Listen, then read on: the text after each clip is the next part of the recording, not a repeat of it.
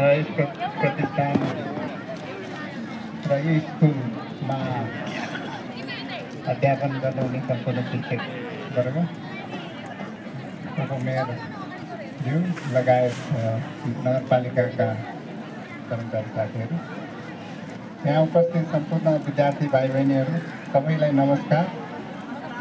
मलाई अत्यन्तै समयको व्यस्तताको कारणले यहाँबाट 2 मिनट बोलेर म हिँड्ने अनुमति चाहन्छु। हामी हिजोदेखि धरानबाट यहाँसम्म विभिन्न आयोजनाहरूको निरीक्षण र विभिन्न कार्यक्रमहरूमा सहभागी भएर आएका छौँ। आज यहाँहरूले यहाँ जुन किसिमको स्वागत गर्नुभयो त्यसको लागि धन्यवाद छ। यो विशेष परिस्थितिमा हामी मन्त्रीको रूपमा म आएको छु तीनटा मन्त्रालय सम्हालेर। जुन मागहरू यहाँले राख्नुभएको छ त्यस सम्बन्धमा हामी अध्ययन गरेर अत्यन्त जरुरी मागहरूलाई हामीले सम्बोधन गर्नुपर्छ र मन्त्रालयबाट भएका स्वीकृति र त्यसलाई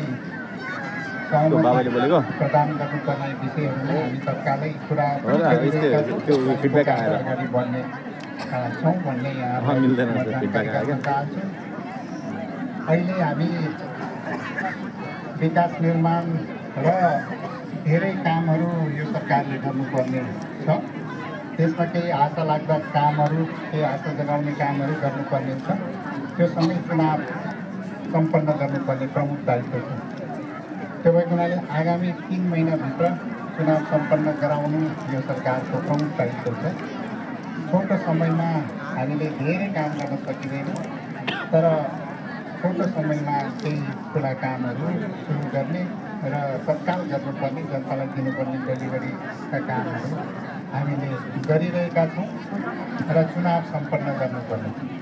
अब तपाईँहरूले धेरै कुराहरू यो सरकारबाट धेरै कुराहरू, ठुल्ठुला आयोजनाहरू अपेक्षा गर्नुभन्दा यो सरकार, पछिको सरकार, अर्को सरकार सही नेतृत्व, राम्रो व्यक्तित्वहरू, देशलाई एउटा समृद्धतर्फ अगाडि बढाउने नेतृत्व, जन्माउने नेतृत्व दिन सक्ने व्यक्तिहरूलाई तपाईँहरूले चुन्नुपर्ने छ।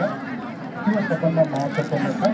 3 महिनापछिको सरकारले, 4 महिनापछि आउने सरकारले देशलाई एउटा स्थायित्व र समृद्धितर्फ अगाडि बढाउने छ भन्ने मलाई लाग्छ। त्यसतर्फ तपाईँहरूले गम्भीर रूपमा एउटा इतिहासको गम्भीर मोडमा हामी छौँ। यो बेला हामीले सबैले एउटा विवेक र जिम्मेवारी वहन गर्नुपर्ने छ। त्यो जिम्मेवारी र विवेक प्रयोग गरेर सही नेतृत्वलाई चुन्नुहोस् र सही व्यक्तिहरूलाई नेतृत्वमा पठाउनुहोस् भन्ने मेरो आग्रह छ। हामीले बत्तीको उज्यालो धेरै ठाउँमा भनिरह्यौँ, देशभरि विद्युतीकरण सम्पन्न गऱ्यौँ। केही ठाउँ बाँकी होला, केही ठाउँ सुधार गर्नुपर्ने होला, तर बत्तीको उज्यालो देशभरि गऱ्यौँ। तर समग्र क्षेत्रमा उज्यालो, समृद्धिको उज्यालो, सुशासनको उज्यालो, धेरै ठाउँमा उज्यालो सर्नुपर्ने छ। अँध्यारोबाट उज्यालोतर्फ लानुपर्ने छ। त्यसको लागि अब देशको समग्र क्षेत्रको समृद्धिको लागि हामी नेतृत्व गर्न पनि अगाडि बढ्नुपर्ने छ भनेर हामी लागेका छौँ। तपाईँको साथ भन्ने र मेरा भाइ बहिनी साथीहरूलाई मेरो केही अनुभव, यहाँहरूले जुन प्राविधिक शिक्षाहरू सिकिराख्नु भएको छ, शिक्षामा लागिराख्नु भएको छ, सबभन्दा शिक्षा नै सबभन्दा ठुलो, शिक्षा नै सबभन्दा महत्त्वपूर्ण विषय हो। शिक्षा बिना कुनै पनि चिज उज्यालो हुँदैन। मनभित्रको उज्यालो, शिक्षाको उज्यालोले नै व्यक्ति परिवर्तन हुन्छ, समाज परिवर्तन हुन्छ र देशको परिवर्तन हुन्छ। शिक्षालाई तपाईँहरूले महत्त्व दिनुहोला। शिक्षा बिना तपाईँको परिवर्तन, व्यक्तिको परिवर्तन, समाजको परिवर्तन सम्भव छैन। तपाईँ आफू परिवर्तन हुनलाई शिक्षा लिनु जरुरी छ।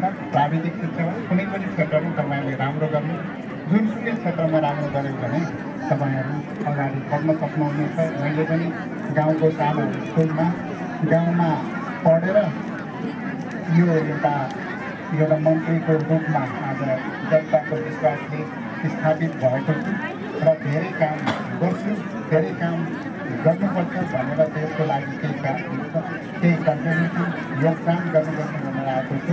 र तपाईँहरूले पनि यो शिक्षामा, यो प्राविधिक शिक्षा कुनै पनि शिक्षामा अगाडि बढ्नुहोस्।